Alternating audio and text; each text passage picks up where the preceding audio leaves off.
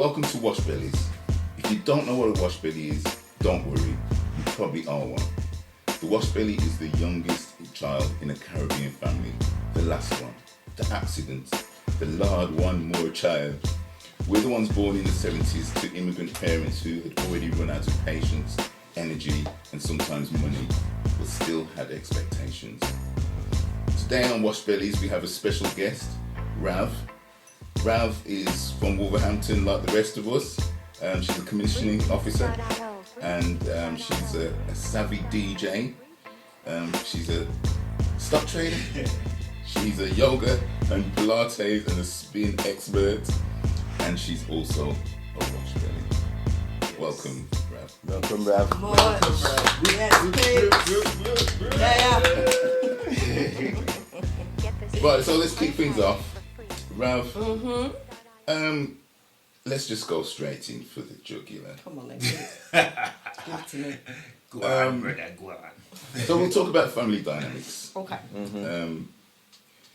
As the youngest, have you always been seen as the youngest, or were you taken seriously, or have you always just been the baby? Always been the youngest.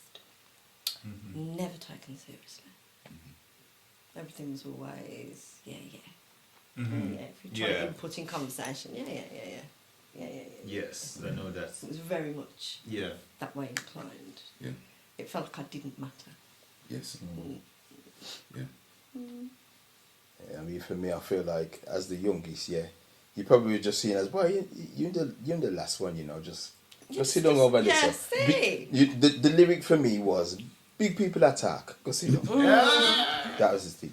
Yeah. I think Well, that's you were spoiled growing up though. Yeah. a little bit. You was a little bit. I bet Do you know you were what? spoiled by everybody. No. Yeah, I was. But can be cute, any. I was told, and there's photographs to prove it, I was told that when I was like, say, 18 months to 2 years old, Yeah. there's pictures of me with makeup on. So my eldest sister used to put Use you makeup as on the me. doll. Yeah. The makeup doll. Dolly. Dolly Dolly. baby. And the other thing that I always remember is I always wanted a calligraphy set. Not that I knew what calligraphy was, I just saw the cover and thought, oh, I write like that. And my sister bought me a calligraphy set. Okay. So I was to a degree. Yeah. There was love Yeah. in a fashion. Not that I was told, Yeah. or not that I was, nothing like that. So, like, It was in other words. for me, my oldest sister, she was almost like a second mother. Did you have that experience with No. you? Okay. Okay. I feel like I need to have a little bit more of that. That was Wow, like wow, wow, wow. yeah, that was a quick no answer. I don't know. Moving swiftly on. Yeah, I'm telling you. Yeah, serious. no. Okay. So, What was the age gap between you and your oldest? What is Right, the age gap? so 5 years. Okay. So Right. everyone else, all my siblings had like, say, a year or two between them. Yeah. And And then then 5 years later, you come okay. pop out. I live in Washbellies. Okay. Yeah. That's probably similar for most of us. Isn't Yeah. it? Yeah. A big gap. Cause what happened with time was cold, innit? It was No, cold. It was colder than the other others. No, sorry. Well, we're a girl-strong family, Yeah. so there was only one brother, one boy, Yeah. girl-strong. So Yeah. I think what it was after, 6, Yeah. Mum and Dad clearly thought, we need to try for a boy. We need another boy, because the culture. Yeah. Do you think though? And out came me. Do you think, or when you were growing up, because obviously because of the culture as well, was your brother seen differently to your sisters? Oh, or- absolutely, 100%. So you could directly see that your brother was revered more than everybody. Yes, brother was king. Yeah. Yeah. And when my dad passed, brother was king. Right. Is he the oldest as well, or is he No, now? he's kind of like in the middle.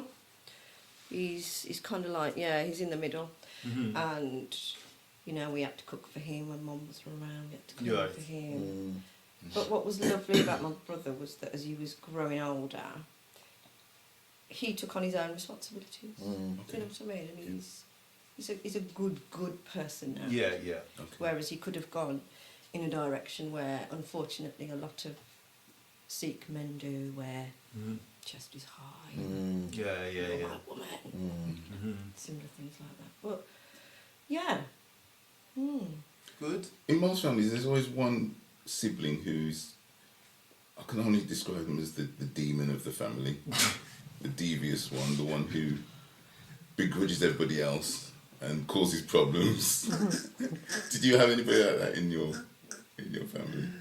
You don't have to name names if you don't want to. Yeah. No names. You know, Protect the names for the innocent. Yeah. I think demon's a strong word. It's a strong Not term. Yeah. in my family. But when I say, I don't want to sort of say trouble cause, there was, I hate to, excuse the term, but there was shit stirring going on between my older sisters because they'd hide each other's clothes, Oh, Okay. silly things like that. Yeah.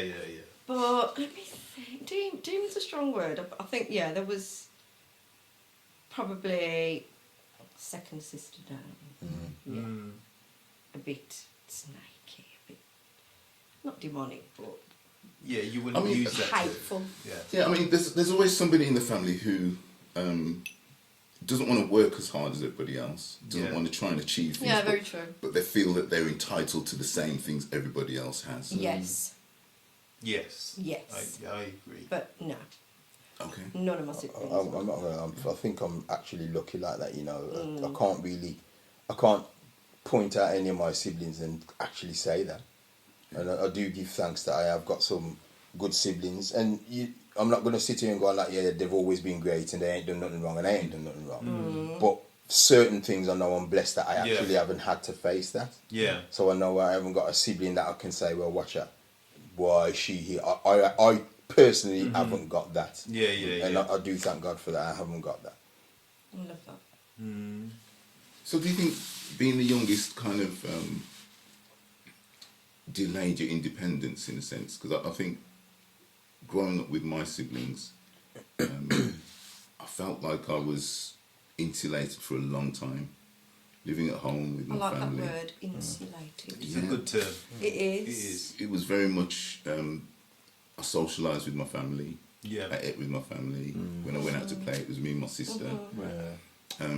So then when I became of age and I was like going out, it was almost like a culture shock in terms of meeting new people, making new friends. Luckily I made friends with these guys quite early, and so having similar backgrounds did help. But the world was a scary place, leaving the family dynamics and going out into the world and, you know, experiencing relationships, experiencing working with other people. Do you feel that your family life had impact on your life outside of the family? Good question.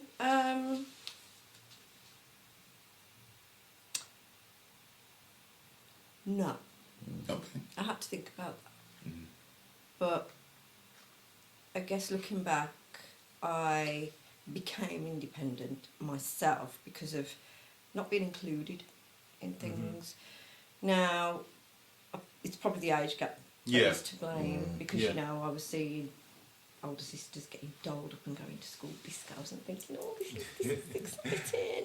But again, there was this need to have me out the way and not see things like that. So in a way, I went about my own independence and just thought, you know what, let me go and find out what's going on.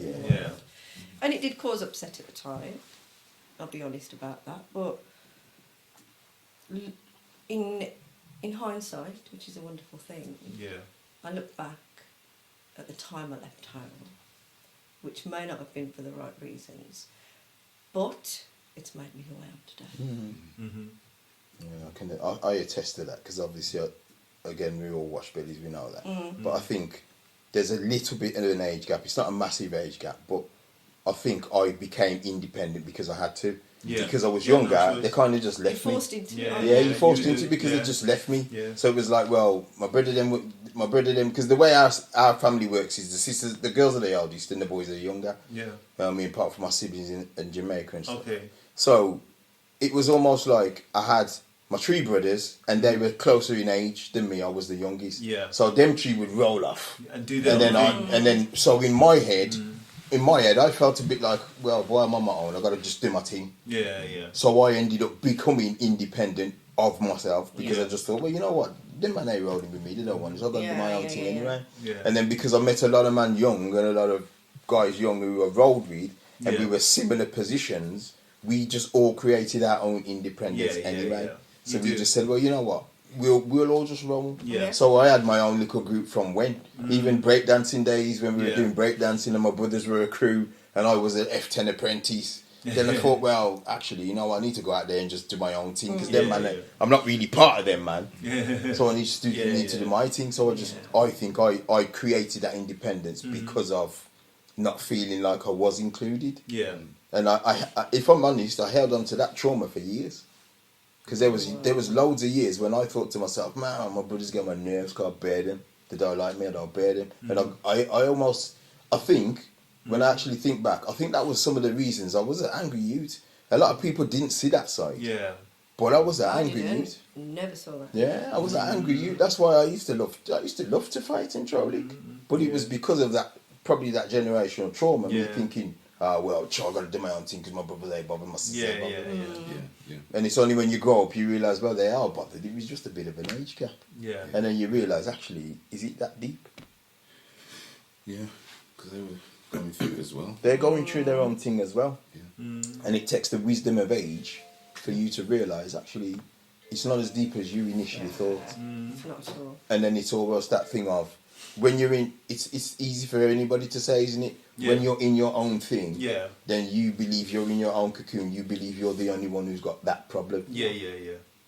As opposed to looking at the world from a bigger globe here and thinking, actually, there's quite a few people in a similar boat. But if we just get together and chat about it, like that's why this is good. Yeah, it is. You know And what I mean? can't. You're right, because I used to look around, people around me, families around me, and I was always envious of the makeup of this family or that family and how close they were, and that was kind of missing still. Yeah. So what did discipline look like for you and your family? Whew, okay, discipline. So, as you can imagine, so for the girls, prominently, we couldn't wear makeup, we couldn't cut our hair, we couldn't do all the things that our culture said that we couldn't do. But we rebelled. And just did it anyway. Yes. Did you hide it now? I think when it got to me, I didn't hide it. My sisters, I think, as time went by, they'd be allowed out, but had to be back by a certain time. It never happened. Discipline was yak. It wasn't physical. Yeah. Okay. It was more. I might have got a bit of mental. that. But it was never harsh. My brother got the worst of it. Oh wow. So there'd be times when my brother would have to go back to school to get the cane, and my dad would go with him. Yeah, Really? Yeah. My dad would say to my brother, "Stick this leather up your back." So when he caned, it won't hurt. Wow. But yeah, it was more verbal. That's what discipline. There was never any grounding because we didn't go out. Yeah. Do you know what I mean? Yeah. So discipline was always, we were shouted at. Much more verbal than physical. Yeah. Which doesn't change the type of if you, for want of a better phrase, it doesn't change the abuse, does it? No. Whether it's physical or mental. It's still a form of abuse. You know what I mean? How many siblings? And we know that now, don't we? Well, yeah. How We many only thought abuse was physical, beating. But now you talk about abuse and the strands that Coercive abuse. control, all those kind of things come into play. Yeah. How many siblings do you have? I'm the youngest of 7, Okay. 6 siblings. and the eldest was from my dad's first marriage. Okay. And we didn't know about, well, she was the one that used to put makeup on me. And then one day she just disappeared. She became a Jehovah's Witness. Oh. Oh wow. Which I guess culturally as a family, it was like, Jehovah's Witness, are you mad? Are you crazy? Jehovah who, Jehovah what? Do you know what I mean? So it's unfortunate. Don't know where she is to this day. Really? She left her husband. She left her children Wow. to follow Jehovah. Don't know where she is. Oh, wow. Oh gosh. I Crikey. don't know what Jehovah she's following. How old would she be now? Right, okay, let's work this out. So, if my second eldest sister is directly 10 years older than me, Mm-hmm. I'm going to say 68-ish. Okay. 68-ish. I'd go 68-ish. Okay. Mm. Wow. I just don't know where she is. No idea where she is. No idea where my nieces and nephews are. Right. Okay. No idea where my brother, well, her ex-husband now. But Yeah. no idea where these people are. And I did actually try and get in touch with Derby Social Services because that's where they were living, Try and Right. find out. but nothing because it was so long ago. Oh. Mm. Yeah, so they could have gone anywhere. Innit? Yeah. Yeah. Tough. Oh gosh. Mm. So would you say that you feared your parents or you respected them? I feared them. So because I was probably meant to be born a boy, my dad overspoiled me. Okay. I had a basin, there's a picture of me with a basin haircut, a jumper and jeans, and I looked like a boy. Oh, wow. So everywhere my dad went, remember the Fountain Inn? The Fountain Inn pub? The Fountain Inn, down Down Blake by- Lane. Yeah! Fountain Inn down Blake, no? My dad used to take me to the Fountain Inn. On Dudley Road. Yeah? Yeah. Fountain Inn on Dudley. Yeah. Road. Yeah, remember the precinct? Yes. And the Oh my Fountain Inn. gosh. Yeah. You had some The flats. adventures at that precinct. Sir, you remember? I ain't saying nothing on camera. No, we'd take the stale, chapati, bread, Yeah. throw it to the pigeons. Yeah. Dad would go into the family room, And then me you a had the Coke, a punk at the packet of Punjab. crisps. He'd look at the barmaid, he'd wink, and he'd point at me as if to say, look after her. And then my dad was gone for 2 hours, just disappeared. He came back for me, but me and my dad, Okay. I think my dad compensated for the love from my mum Oh, wow. because I was meant to be a boy. Yeah. And that grieved her more than him. Yeah. Wow. Yeah. I suppose as the youngest as well, his daddy's little girl, isn't he? I don't know. Because my dad was the softer of the two parents. He was the more calm, the least. The one who tell you the love, yeah. Yeah. 100% I agree with that. He'd sit down and talk to Yep. you. He Definitely. does. He reason. Yeah. Reason with you. Yeah. Yeah, he did. He does. It makes me think that sometimes with having lots of kids can be more traumatic to the mother than the father, Yeah. because he's probably out at work all day. She's physically got to have them though, hasn't she? Yeah. So that Look after them. that emotional and that actual physical birth giving and all that stuff, that's a lot of trauma. Absolutely. It's a lot of trauma, and especially if you've done it 7, 8, 9, 10 times. Yeah. Yeah, it's a lot, man. It's a lot. But you have to have the wisdom of age to realise that, because when you're younger, you ain't gonna see all these. Well, you don't. You just flit around. You don't just, you? fit, you Use just, Larry. you just kind of Do get what on with you it, do. don't you? So, yeah, It's go not play with the until tree you- and set. Yeah, It's not until you come of age and you're reflecting. yeah, on yeah, what it yeah. is. So being Daddy's favourite girl, Yes. do you think that the siblings would have been a little bit jealous? Of course. Because I worked my dad. My dad would walk in from the pub and I'd just start crying. Just like that. And that was it. Yeah. And he'd be like, what's the matter? And I'd just blame one of the brothers, or my brother or the sisters, and say, they hit me. So he'd open his jacket, he'd pull out a packet of crisps, and he gave me 50p. It was the... 50p was the... Oh, mate. You need to write a book, How to be a Ginal, from scratch. This is how you work It's it. true. But yeah, 50 50 pence. crisps and 50p. And then the tea, yeah, man. Yeah. Yes, Dad. And then went to the market. And you know, there's this thing where my dad always walked in front of my mum. Yeah, that's Oh the- yeah, the But yeah, man, I was like Matriarch. skipping at the front with my dad, and I was like, yeah, Mum, come on, catch up. But you Yeah. know what? On a real, do you think though, all them little things that you're saying there, that's a whole heap of resentment built up from mum and from the siblings because you're the one getting taken to market. But You're then the one what? getting taken to the pub. Yeah, you're going places. Yeah, you're going places and the others aren't. And if your mum's from the culture, your mum's having to walk behind, but you're walking next to him. So almost like, do you get what I mean? It could. I'm just summarising it. Yeah, you're I'm right, summarising George, it. right, Then all you're of a right. sudden, it's like, well, she's But walking on an even keel with him, and I can't. They didn't want to come to market on a Saturday. Yeah. They didn't want to Yeah, walk around yeah, with their yeah. parents in case people Yeah. from school saw them, whereas I was yay. Yeah. And anyway, They Dad don't know was better going. than you. I was like, yeah, Dad, I'm coming with you. Even if it is to fancy in for a glass of Coke and a packet of crisps. Well, that was something that I had an issue with because as adults, my siblings, they look back and they tell me stories about how they feel that they were not loved as much by my mom, and they felt that I was the favourite. But when I look back at it, there was things that my mum did, like she'd run a day centre. Yeah. I wanted to be there. None of the other siblings wanted to be there. I was always around my mum. Whatever mum was doing, I want to do it too. Yeah. But growing up and getting into later age, my siblings are resentful of the relationship I had with my mum. But I always say it was because the relationship was reciprocal. It wasn't one way. It wasn't because my mum loved me more than she loved everybody else. No. I invested into her, Yeah.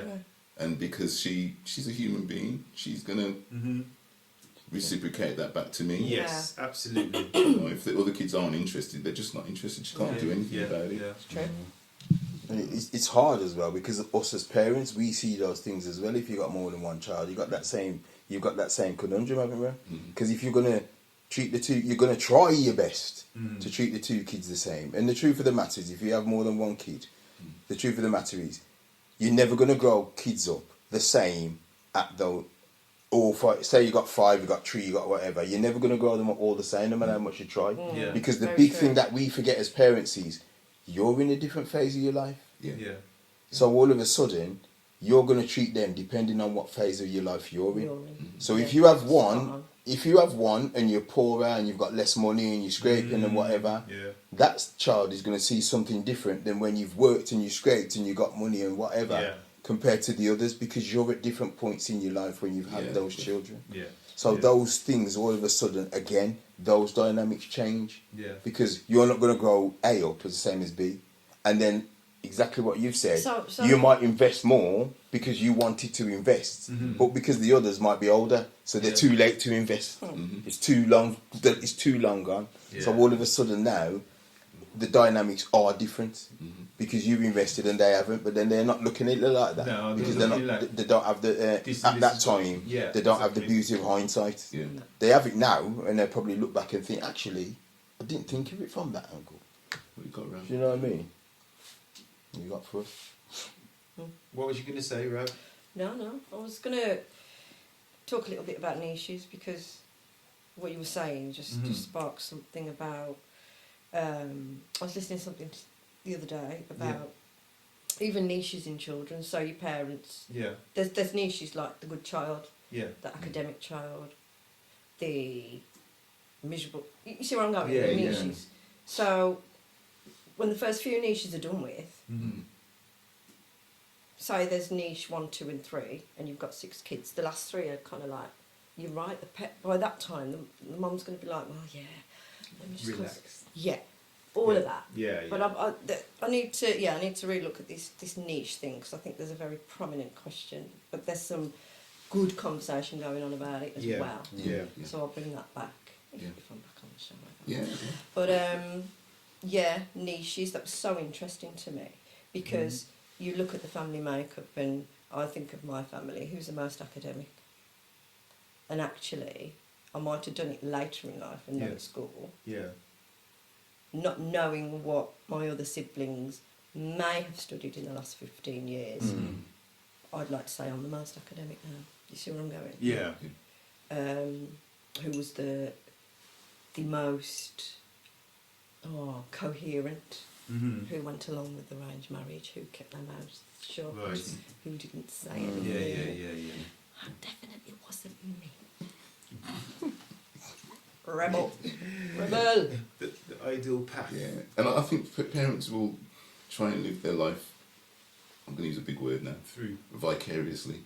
Ooh. Through Oh yes, their vicariously. children. Yeah, Wow. shock me. Yeah, but I think because like my two older sisters were both nurses, Mhm.